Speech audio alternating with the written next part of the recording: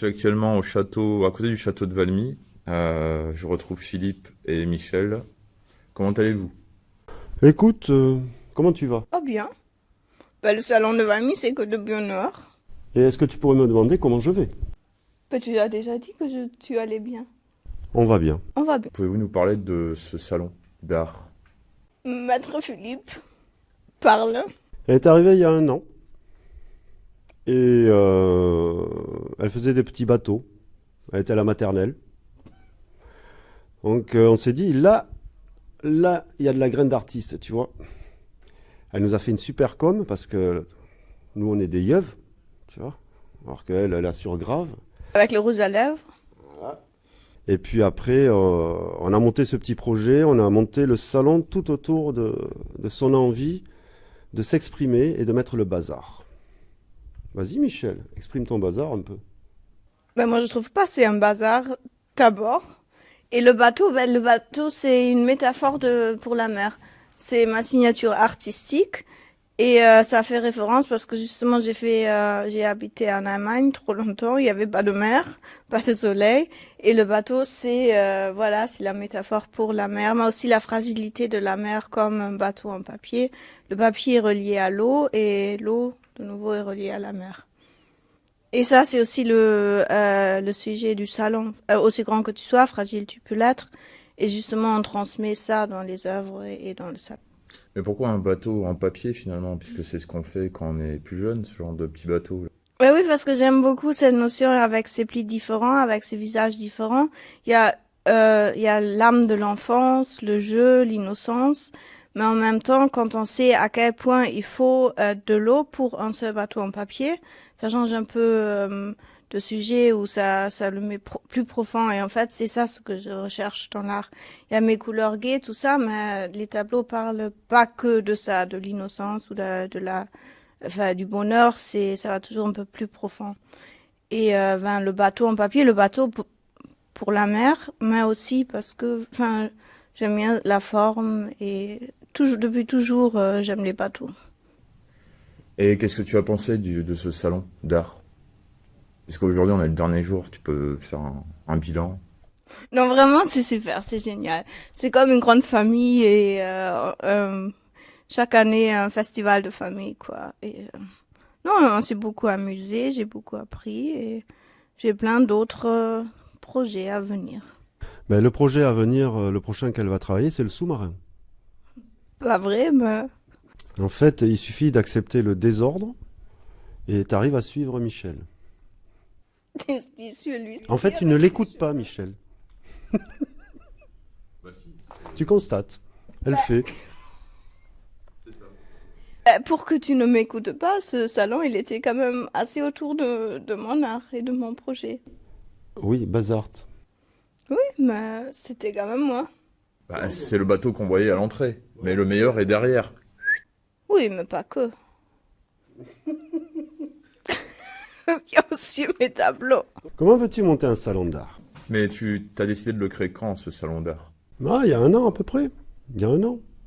Ouais. Même avant. On l'a. 28. Non, non, on l'a. Non, non, on l'a. Oui, il y a un an. Vraiment un an. Ouais, on a dit pourquoi pas. Donc après, ce qui nous intéressait chez Michel, ben, voilà, c'est que ça part dans tous les sens, mais qu'il y a quand même un fil conducteur. Fil, comme moi, fil. Le maître. Ah, Fil. maître fil. En fait, c'est idée fixe. Ouais. Non, mais suis pas tout, parce que, bah, en fait, on est complètement désordonné. Enfin, elle fout la pagaille. J'en perds mes bases. Alors, quels sont vos univers? Vous êtes plutôt science-fiction, fantastique, post-apo, steampunk, cyberpunk, folk horror ou dark fantasy? Dark fantasy, post-apo, steampunk, Bosch, Bruegel, ça me parle. Et finalement, tu vois, en ayant mis ces toiles avec les miennes, je trouve que ça se parle aussi, finalement. Non? Si, Marie et Joseph, ça se parle. Toi, quels sont tes univers? La mer, les couchers de soleil, les bateaux, la nature, oui. Ben, j'aime beaucoup la mer, c'est... oui, voilà. Source d'inspiration constante. Ce qui est très intéressant dans ce que tu viens de dire, elle adore la mer, j'adore la montagne. D'ailleurs, je suis au-dessus de toi dans les tableaux. Eh oui, parce que la mer, elle est sous la montagne. J'aime aussi les montagnes, mais moins que la mer. Et j'aime les couchers de soleil ici. Parce que justement, ils sont roses. Et en Allemagne, il faisait gris. Il n'y avait pas de couleur. Donc, mon univers, c'est... Bah, c'est la mer, mais aussi l'enfance, enfin, la gaieté. C'est quoi l'étincelle que vous avez pour créer une œuvre? C'est, je sais pas, une musique, un moment. Non, je pense qu'il n'y a pas d'étincelle, c'est toujours embrasé, tu vois. Toujours ardent. Le plus dur, c'est de faire le tri. Et le plus dur aussi, c'est de s'échapper de ce monde où on t'impose 24 heures par jour, nuit, jour, des temps de travail, il faut manger à telle heure, il faut ceci, il faut cela. Et quand tu es artiste, et pour Michel c'est pareil, vivre en dehors du temps, c'est pas évident, hein. C'est pas évident, il faudrait vraiment s'isoler. Mais tu as toujours quelqu'un qui va t'appeler pour te rappeler le temps. Ça, c'est dur. Voilà. Et en plus, quand on vit hors du temps, et on en a parlé avec Michel, c'est une certaine liberté. Comme on en a discuté, post-apo, derrière, il y a une renaissance, il y a quelque chose. Pareil pour elle avec son bateau. Son bateau, c'est une renaissance de quelque chose. C'est quelque part aussi un peu de liberté. Et à partir du moment où tu exprimes la liberté, voire tu es un peu libre, ouais, tu attises des jalousies. Et là, les gens peuvent devenir dangereux et te tuer. Easy Rider, 1969. Non, c'est pas une démarche intellectuelle. Je commence à faire mes... Quoi? Non, déjà, j'ai mes châssis et ma toile et je regarde et je sais pas, ça me parle et je les mets et c'est un truc très méditatif à préparer déjà la toile, je la couds moi-même, je la prépare, je travaille le tissu, je fabrique les châssis moi-même. Donc déjà, je rentre dans la toile et après, en dialogue avec la toile, je pose mes couleurs. J'ai toujours des couleurs en moi. Et en fait, c'est toujours, enfin, je regarde, je remets, j'enlève. Et en fait, il y a toujours cette envie de faire de la peinture. C'est inhéré. Donc, en fait, je pourrais toujours me mettre là avec mon carnet de croquis et dessiner. C'est plutôt ça avec le temps aussi que c'est mon souci. Parce que, bon, après, il y a la vie normale d'adulte, quoi. Quelles sont vos influences pour vos œuvres? À titre perso, comme je te l'ai dit, alors techniquement, j'adore l'école flamande. Parce que j'adore l'huile. Voilà, ça c'est un truc très... j'étais plus jeune que toi avant toi. Calcul, c'est très mathématique l'histoire. Ensuite, les influences, elles évoluent avec le temps. C'est ça qui m'intéresse. Donc actuellement, je suis sur ça. L'imaginaire, en fait, je ne pense pas que l'on est avec un imaginaire, on est plutôt avec une faculté à s'ouvrir à l'imaginaire, tu vois. Perception, quoi. C'est qui? C'est William Blake, les portes de la perception, une fois nettoyées, apparaissent à l'homme, telles qu'elles sont, c'est-à-dire infinies. Et ça, c'est ça qui m'intéresse. Je ne sais pas ce que je vais faire de la prochaine toile. En tout cas, une tâche amène une forme, un trait, c'est ce qui m'intéresse. Et les influences, au fur et à mesure... En fait, c'est le public qui t'apprend à savoir qui tu es. Et qui te dit, là, tu as été influencé par ça, par ça, par ça. Parce que moi, je pourrais pas te dire par qui réellement ou par quoi réellement je suis influencé. C'est un mécanisme, tu vois. C'est un mécanisme que tu ne maîtrises pas. Tu aimerais bien... Alors, tu essaies de maîtriser la technique au service de cet imaginaire-là.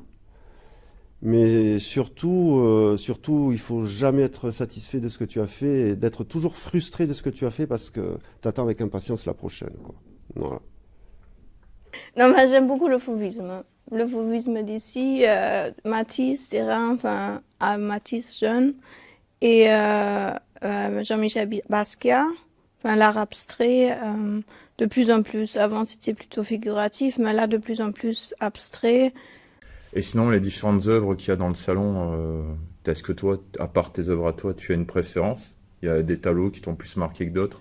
Ce qui nous intéresse, je vais l'inclure là-dedans, ce qui nous intéresse en fait, c'est un petit peu, on pense au public. Nous, ce qu'on veut, c'est que il y a un petit rôle d'éducation à l'art qu'on doit faire vis-à-vis du public. On doit l'amener voir des choses différentes, qu'il n'a pas le temps d'aller apprécier dans leur temps imposé. Donc je dis toujours qu'une expo, c'est un lieu de rencontre artistique, philosophique, intellectuel. C'est une parenthèse dans leur vie. Et je n'ai pas réellement de préférence. Ce que j'aime, c'est la diversité. Ce que j'aime, c'est quand je tombe sur des peintres, enfin sur des artistes dans le milieu dans lequel j'évolue, c'est de prendre une claque, tu vois. Ça, j'adore. Tu tombes sur un artiste, tu dis, j'y suis loin, quoi. Et faire partager ça au public, d'abord, c'est une passion. Moi, je pense que c'est une passion, en fait. On va s'arrêter là. Passion, point, exclamation, 3 petits points. Oui, je valide. Ah, merci. En fait, elle veut pas de problème, elle veut revenir l'année prochaine. Chaque année, et cette année, on a vraiment pris à bras le corps vraiment pris à bras le corps le salon. On s'est vraiment investi. Et l'année prochaine, on va aller encore un peu plus haut, quoi. Pour l'instant, on s'engage pas. Il y a un très très gros travail pour habiller les lieux, hein. Tu l'as vu, hein. C'est la mairie qui nous prête les lieux, rien à dire. Et cette année, gros succès quand même, vraiment. Et puis on a cassé des codes conventionnels de ce salon, c'est le speech, le protocole, d'abord un tel qui parle, d'abord un tel qui parle. Cette année, on a amené un peu de rock'n'roll sur la scène, et l'année prochaine, ça va être la salsa du démon, tu vois. Donc on va faire rentrer dans la danse les autres artistes, et il faut que le speech soit aussi un spectacle. Il faut que ça fasse partie. Donc avec les yeux qui sont cachés par là-bas, ça va être dur, hein. Et où est-ce qu'on peut vous suivre sur les réseaux? Alors, artiste ARG, artiste SARG, c'est Instagram, l'association artistique d'Argelès à Facebook, et ruby.art et Philippe Yek sur Instagram. Mais vite fait, je reviens à ce que je t'ai dit hier. Ton tableau, celui qu'il y a derrière toi, moi, ça me fait penser à la rue de Traverse dans Harry Potter. Oui, tu m'en as parlé, et moi j'appelais ça décor d'absinthe. Chacun son trip, hein. Est-ce que tu as mis du Pennywise dans ce tableau? Parce qu'il y a un clown. Alors, j'ai eu une période de clown juste 2 ans avant. Et alors, le clown, c'est hallucinant, l'impact que ça peut avoir sur le public. On déteste ou on adore. C'est vraiment hallucinant, quoi. Et le clown, c'est un joueur d'âme, quoi. C'est une bipersonnalité. Le clown méchant, c'est peut-être le plus attendrissant, et celui qui sourit, c'est celui qui va te croquer.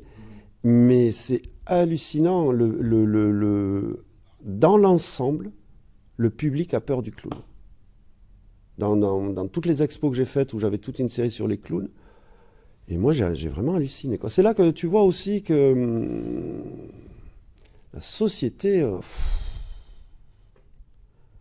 faut faire gaffe à ce que tu dis, à ce que tu dessines. En fait, je m'en fous. Par contre, quand tu tombes sur du public qui a le petit smile... qui un petit déproche par-ci par-là au petit-déj, ça va très bien aussi, et qui plaisante, là tout de suite il se passe quelque chose.